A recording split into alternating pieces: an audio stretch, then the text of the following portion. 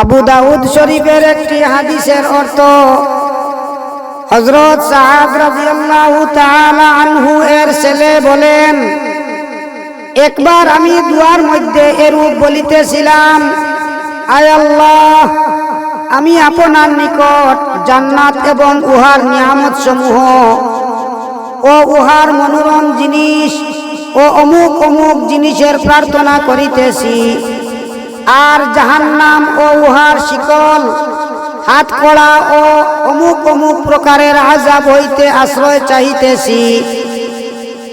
আমার পিতা হযরত সাআদ রাদিয়াল্লাহু তাআলা আনহু এই দোয়া শুনিয়া বলিলেন, আমার প্রিয় বেটা, আমি রাসূলুল্লাহ সাল্লাল্লাহু আলাইহি ওয়াসাল্লামকে এই ইরশাদ করিতে শুনিয়াছি যে, অতি সত্বর এমন লোক আসিবে যাহারা দুয়ার মধ্যে অতিরঞ্জিত করিবে। তুমি সেই সকল লোকদের মধ্যে শামিল হইও না। তুমি যদি জান্নাত পাইয়া যাও, তবে জান্নাতের সমস্ত নিয়ামত পাইয়া যাইবে, আর যদি তুমি জাহান্নাম হইতে নাজাত পাও, তবে জাহান্নামের সমস্ত কষ্ট হইতে নাজাত পাইয়া যাইবে।